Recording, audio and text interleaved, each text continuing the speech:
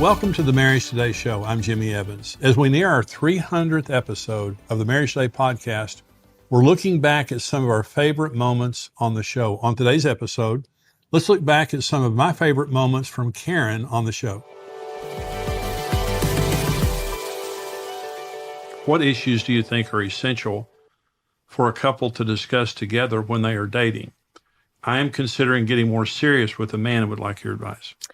Well, I think the first thing that I would say, because you said this in other shows, is where are they spiritually? Because what we do is based out of the Bible, and so to us, you and I, what we would teach anybody is, what is your foundation with God? Absolutely. I mean, and I always like to tell women if your husband's not, if the man you're dating is not becoming in love with the Lord or is not in love with the Lord, then I would question it, because having a husband that knows God and is strong in his faith is everything, and vice versa. But and I mean that's the foundation. What's their walk with? And I have a friend that her boyfriend says he's a Christian, but he's not acting like one. So it's like, okay, is he just saying that just to, appease her because it's the quote? Yeah, of course I'm a Christian because I went to church, but. I would just make sure that was the most important, thing. And then Absolutely. After that, how many kids do you want to have? What church are we going to go to? I mean, financially, are we going to agree on finances and communication? When we communicate and have conflict, how do we deal with it? It says, it feels like my husband has lost interest in me and our marriage. We're acting more like roommates at this point in our lives. Is there anything I can do to get his attention? That's a good question. Well, besides walking into the room completely naked, just kidding. Well, that'd get his attention. That's a good idea. But, I think probably I would start with communication, because that's one of the hardest things in a marriage is good communication. Yeah. And if your communication's not good, if you're not talking about how you're feeling, if you're not talking about the needs that you have, and, Right. and so I would suggest just sitting down and having just a normal conversation of, like you and I do, we say all the time, is there anything I can do to improve? Is there something that I'm not doing? Are you okay? And just have those important questions of how do you think we're doing right now in our marriage? Well, they're obviously not okay. No. I mean, if he's ignoring her, basically, he's not okay. He could be distracted. He could be offended. He could be tempted. He could be, maybe he has an offense. Maybe he hasn't forgiven her for something. Yeah, I think you're exactly right. I think talking and just face-to-face talking. The other thing, Karen, that we talk about is redemptive love. And that just simply means when your spouse is doing the wrong thing, for you to pursue them anyway. And so when one spouse kind of goes into their corner and the other spouse goes into their corner, no one fights for the marriage. And so one of the things you did early in our marriage when we had a bad marriage is you pursued me. You pursued me when I didn't deserve to be pursued. And that really, it got us off the hump, Money is a hot topic for us. We never seem to be on the same page. And talking about it turns into a fight. What do we do? Well, we went through this, many, many years of this. And actually, it wasn't until we did a vision retreat that we got set free from just the entanglement. Your personality is more dominant as far as how you see things. And I'm more, a follower, I should say. But we both came into the marriage. It wasn't about our personalities. It was about how we viewed money. And I thought security is having savings, and you thought spending was having fun. And so, we had this conflict of, constantly seeing it differently. And so when we finally took that vision retreat and we began to ask the Lord, what does God say about our finances? And we put God in the middle of it. And we prayed that week and those 2 days in the cabin. And, we just asked the Lord, how do you want us to handle money? And it was miraculous because we came out of that agreeing on everything. It was like we saw the vision for how our finances should look. Whether it was, spending on education, clothes, the kids, all the things that, were important as far as having a family. And so I would definitely say a vision retreat is a huge deal. A huge deal. Just learning to see money the same. Now, the book, 4 Laws of Love, there are 2 chapters in here very helpful for anyone who can relate to this. One of the chapters is called Married on Purpose. It's about having a vision retreat. We also have a vision retreat guidebook that we just came out with that helps you to prepare for a vision retreat, go on a vision retreat, and follow up after your vision retreat.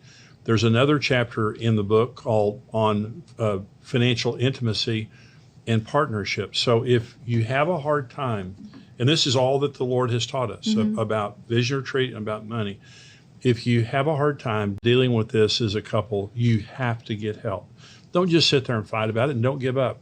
Get help. We used to fight about it. Now we get along great because we learned some things along the way. And that's why I wrote the book, 4 Laws of Love, and why we developed the resource on Vision Retreat.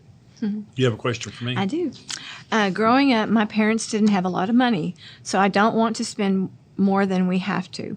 My wife says I'm too frugal and should be willing to put money toward having fun with our family. How do I get past the fear that I won't be able to provide enough to do that? Well, I grew up poor, not in poverty, but we grew up poor. And now my personality is that I want to have fun. I mean, I want to use money to bless our family and have fun. Your wife's not right, and you're not right.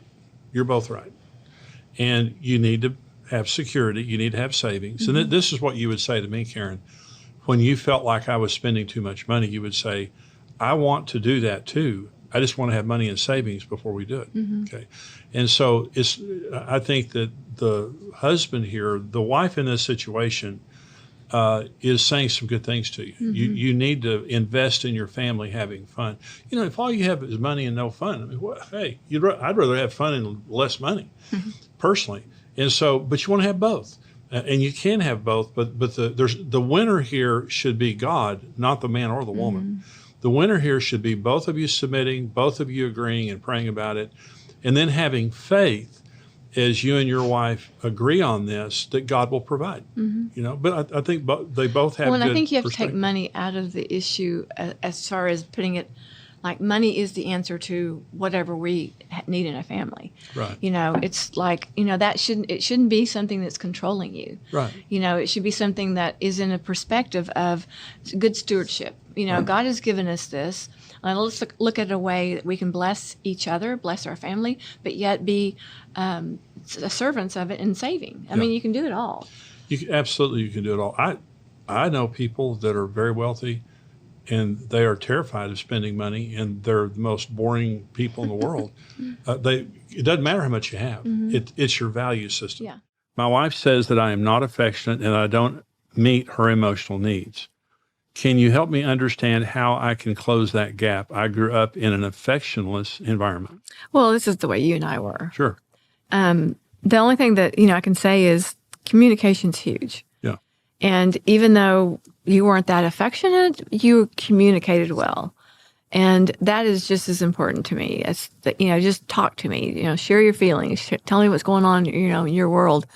And so I would say, just stop with just that and just start communicating. Yeah. And just, get into her world talking, and talk to her and find out what she likes and dislikes. Ask her how her day is, and just begin to explore that part of the relationship. And I think as far as affection, with you, it was something that God had to tell you. Yeah. And that's what I would say with this situation is, ask God to help you, because God can change anybody. I grew up in a home that we didn't touch. We didn't touch. We didn't talk. It was just an affectionless home. And then that's what you told me, this is what I need. But it really was the Lord is the one that helped me the most to deal with that. And I think a big part of it is empathy, is that putting yourself in your spouse's place and trying to understand their feelings and where they're coming from, because men and women don't need the same things. But you just have to listen to your spouse and really believe it when they say, this is what I need. My husband had an affair early in our marriage. It's now been 3 years since that happened. And we have had many talks about moving forward and how I can forgive him. But I still have issues trusting him, and I'm constantly afraid of being manipulated. How can I learn to trust again? Well, it's time. I mean, it takes time to...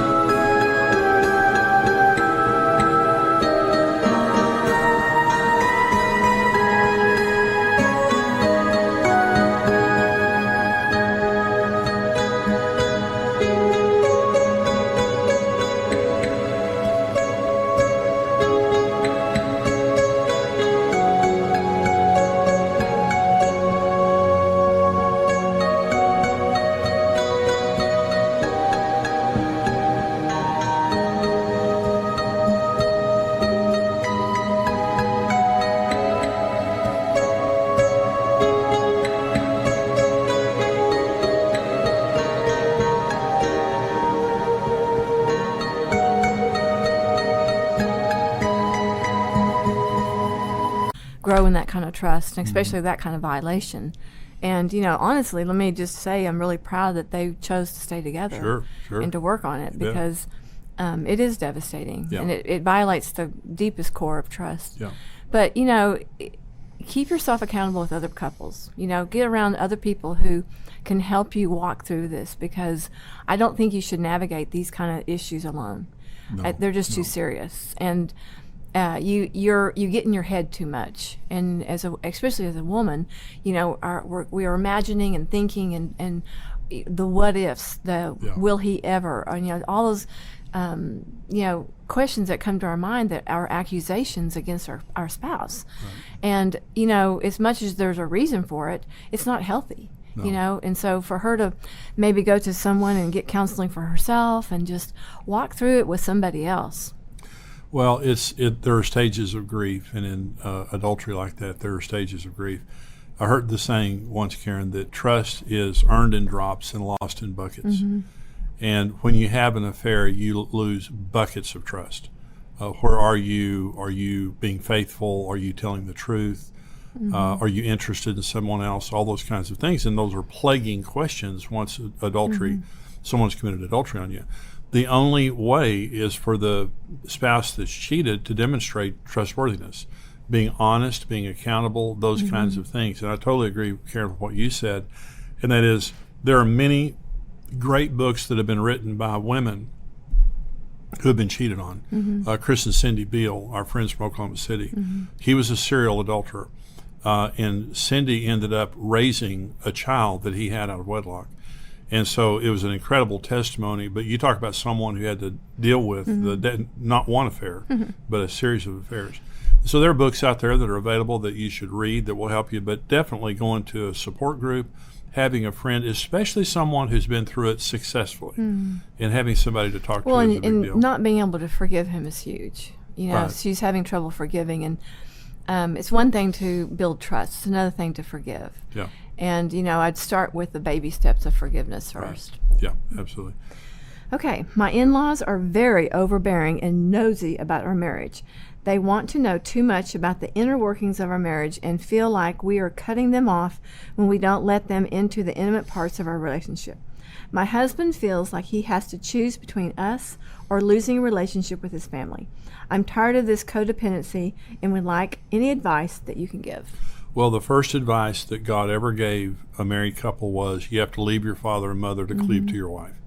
You want to love your parents. You want to respect your parents. Now, when you're at home as a child, you obey your parents. When you leave home and get married, you honor your parents, but you don't have to obey them. And our son, Brent, and his wife, Stephanie, lived 2 doors down for us for 5 years. We never had one bit of problem because we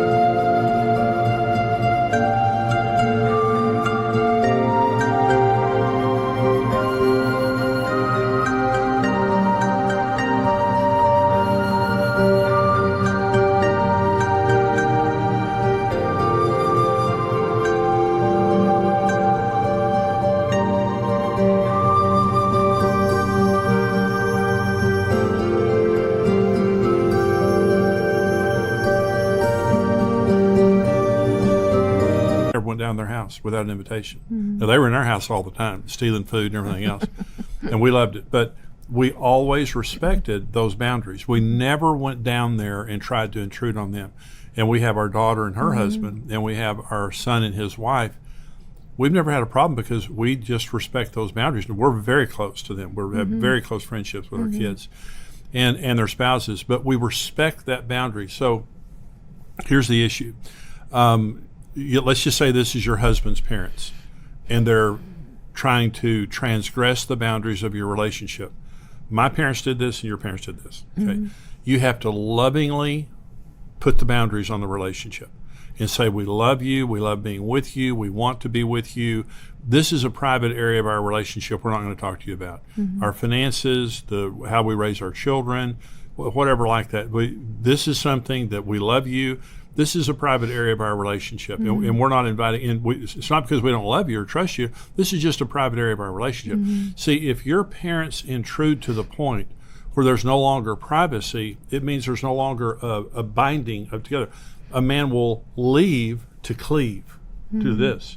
But if there's not leaving, there can't be cleaving. In other words, the parents are like this. They're standing between you coming together as a couple. There are conversations and prayers and things that we do together that our parents just aren't a part of. Well, and two things I would say don't ever do in your relationship with your in-laws or even your parents is don't tell them when you're having issues in your marriage. Don't share those times, because then they stay mad at the spouse and you're over it. You're over it and they're still mad. Yeah, and as an in-law, I've learned how to be an in-law because I know how I didn't like to be treated in our when we were first married, because our parents were very controlling and dominant, and so I learned, be careful and don't give your opinion every time they say something. That's right. Let them just talk, and they don't have to know everything. If they ask me for my opinion, I'll be happy to, but not in a domineering, dominant way. Let them come to you. I heard someone say one time that being an in-law is the art of shutting up. And so your kids don't want all your opinions. They need to learn to navigate life by themselves, but you're available. We're here if you need us. But and that way, when they come, it's free will, and we have a great relationship.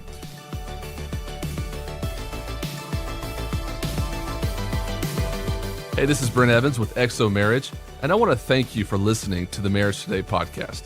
We believe your marriage has a 100% chance of success if you do it God's way. If you enjoyed today's teaching and want to keep learning, hey, subscribe to the Marriage Today podcast and take some time to leave us a review. Your reviews help us spread the word and can encourage someone else in need. For more great marriage content, check out xomarriage.com, where you can see all of our marriage building resources, articles, and live events.